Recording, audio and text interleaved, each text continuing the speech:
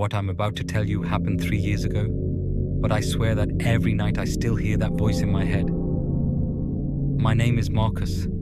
I work as a maintenance technician in a corporate building downtown. Well, I worked.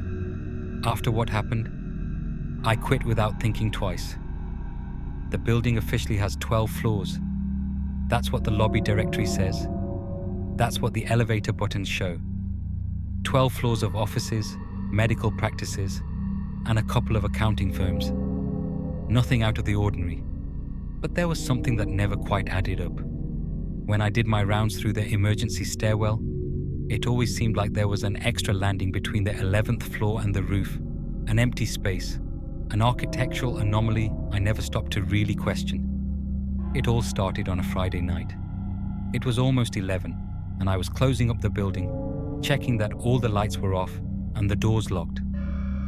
Most of the staff had left hours ago. It was just me and the heavy silence that settles in empty buildings. You know what I mean.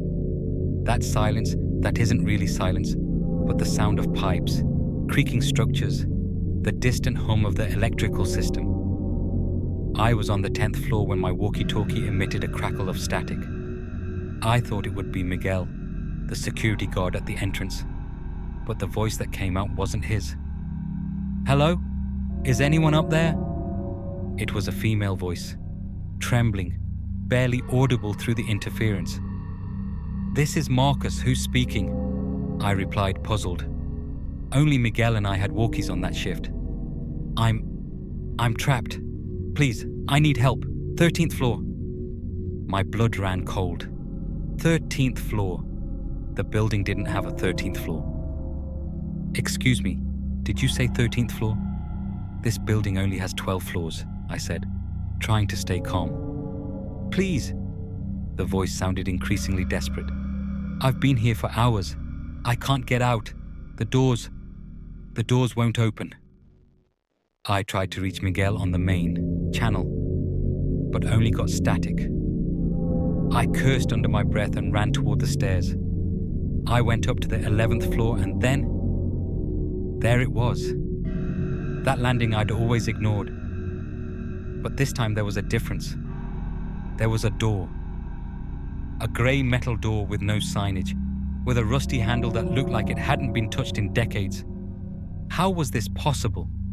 I'd passed by that spot hundreds of times, and never, ever had I seen a door there. The walkie crackled again. "Are you still there? Please! I'm scared." I swallowed hard and put my hand on the handle. It was freezing cold, so cold I felt it sticking to my skin. I turned it with difficulty, and the door opened with a sharp screech that echoed through the entire stairwell. On the other side was a hallway, a long, narrow hallway, lit by flickering fluorescent lights that emitted a sickly hum. The walls were covered in yellowed wallpaper peeling off in strips, revealing dark moisture stains underneath. The air smelled stale, of years of abandonment, mixed with something sweet and nauseating I couldn't identify. "Hello?"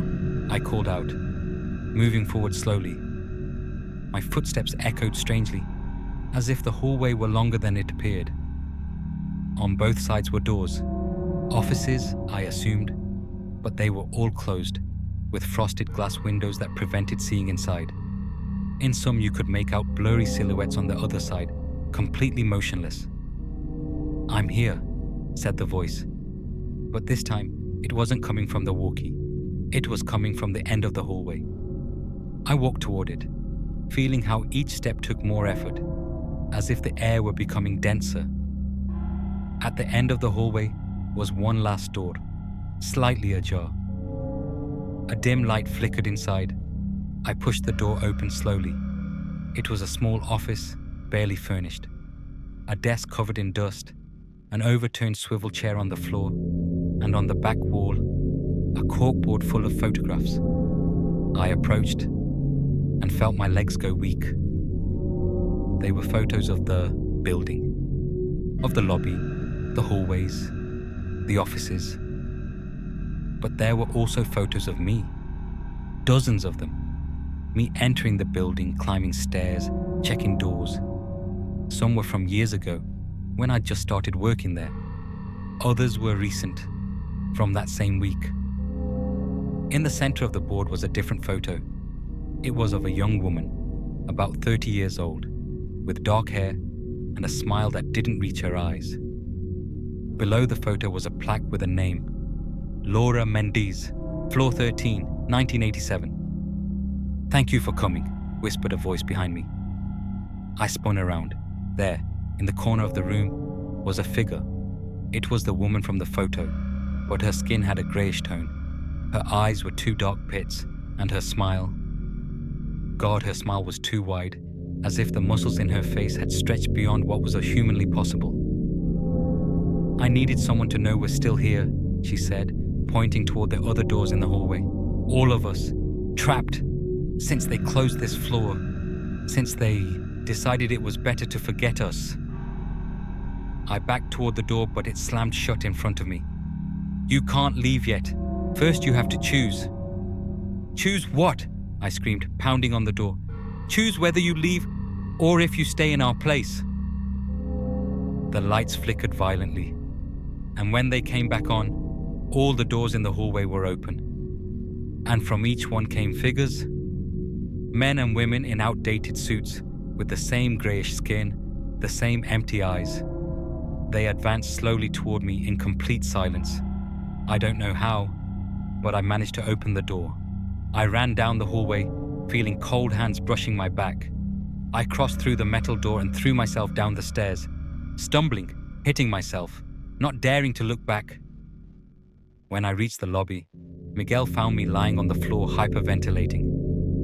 "What happened to you, man? You look pale." I told him everything between gasps. He looked at me like I'd gone crazy.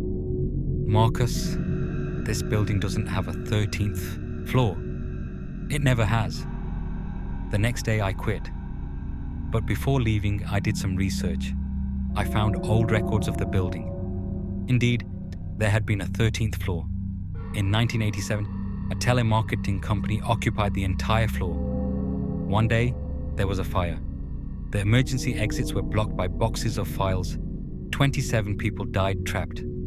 The company that owned the building decided to seal the entire floor, renumber the upper floors, and erase any mention of the incident.